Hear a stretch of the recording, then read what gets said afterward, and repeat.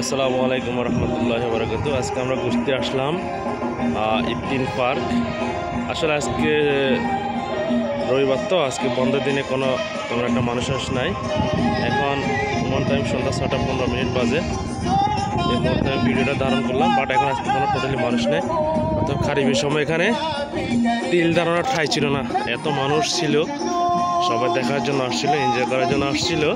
কারণ হচ্ছে যে ওই সময় ওমানের 2 মাস স্কুল ছুটি থাকে, পুরো ওমান না, পুরো মিডল ইস্টে ওমানিরা, সৌদি, দুবাই, কাতারিরা তাদের সন্তানদেরকে নিয়ে এই খারিফের সময় সালালা বেড়াতে আসে।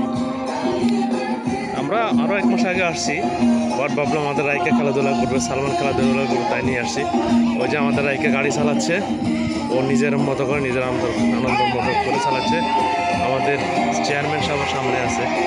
আর এখানে গান করার যে অবস্থা, এখানে ওমানিরা এবং অন্যান্য দেশের মানুষের গান করে, বাট আজকে নাই, মনে হয় আজকে আসবে বলে।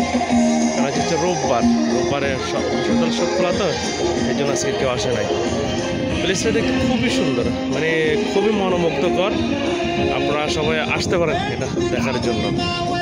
এটা হচ্ছে ইফতিন পার্ক। ওকে, আল্লাহ হাফেজ, বাই বাই, ভালো থাকুন সবাই।